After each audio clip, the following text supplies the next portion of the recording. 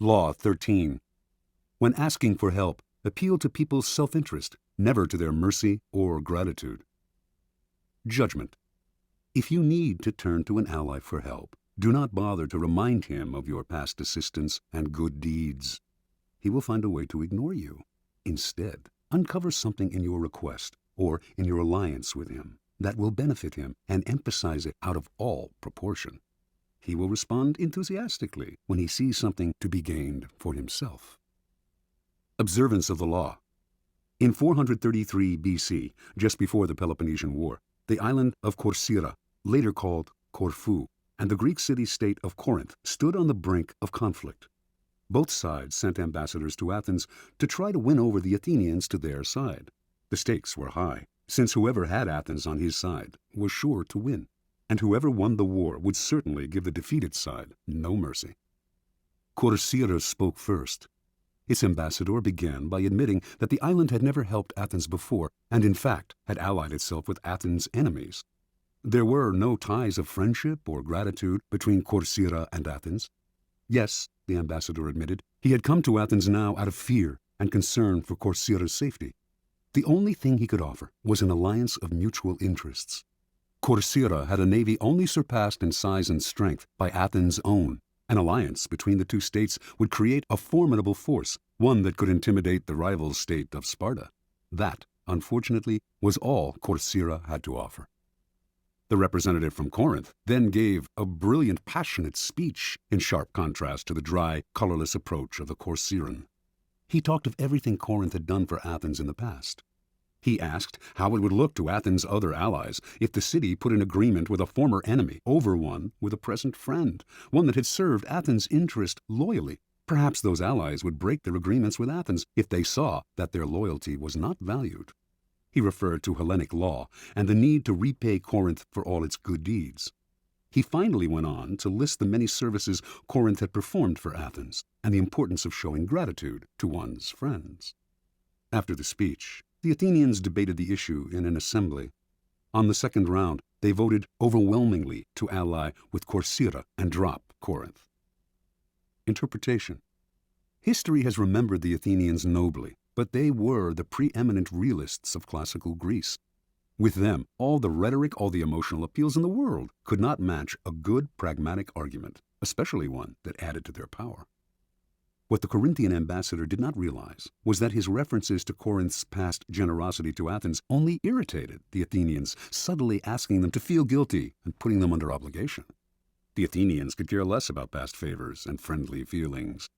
At the same time, they knew that if their other allies thought them ungrateful for abandoning Corinth, these city-states would still be unlikely to break their ties to Athens, the preeminent power in Greece.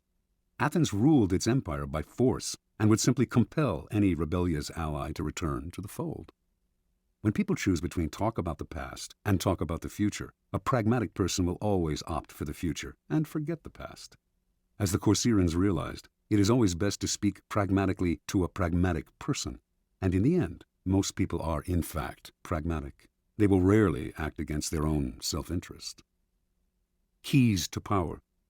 In your quest for power, you will constantly find yourself in the position of asking for help from those more powerful than you. There is an art to asking for help, an art that depends on your ability to understand the person you are dealing with and to not confuse your needs with theirs. Most people never succeed at this because they are completely trapped in their own wants and desires. They start from the assumption that the people they are appealing to have a selfless interest in helping them. They talk as if their needs mattered to these people, who probably couldn't care less. Sometimes they refer to larger issues, a great cause, or grand emotions such as love and gratitude. They go for the big picture when simple, everyday realities would have much more appeal. What they do not realize is that even the most powerful person is locked inside needs of his own, and that if you make no appeal to his self-interest, he merely sees you as desperate, or at best, a waste of time. A key step in the process is to understand the other person's psychology. Is he vain? Is he concerned about his reputation or his social standing? Does he have enemies you could help him vanquish? Is he simply motivated by money and power? When the Mongols invaded China in the 12th century, they threatened to obliterate a culture that had thrived for over 2,000 years. Their leader, Genghis Khan, saw nothing in China but a country that lacked pasturing for his horses, and he decided to destroy the place, leveling all its cities, for it would be better to exterminate the Chinese and let the grass grow. It was not a soldier, a general, or a king who saved the Chinese from devastation, but a man named Yelu Chucai. A foreigner himself, Chucai had come to appreciate the superiority of Chinese culture. He managed to make himself a trusted advisor to Genghis Khan and persuaded him that he would reap riches out of the place if instead of destroying it, he simply taxed everyone who lived there. Khan saw the wisdom in this and did as Chucai advised.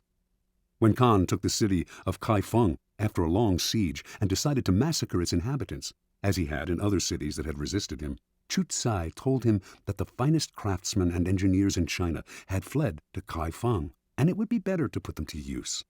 Kaifeng was spared. Never before had Genghis Khan shown such mercy, but then it really wasn't mercy that saved Kaifeng. Chucai knew Khan well. He was a barbaric peasant who cared nothing for culture, or indeed for anything other than warfare and practical results. Chucai chose to appeal to the only emotion that would work on such a man: greed. Self-interest is the lever that will move people. Once you make them see how you can in some way meet their needs or advance their cause, their resistance to your requests for help will magically fall away. At each step on the way to acquiring power, you must train yourself to think your way inside the other person's mind, to see their needs and interests, to get rid of the screen of your own feelings that obscure the truth. Master this art, and there will be no limits to what you can accomplish.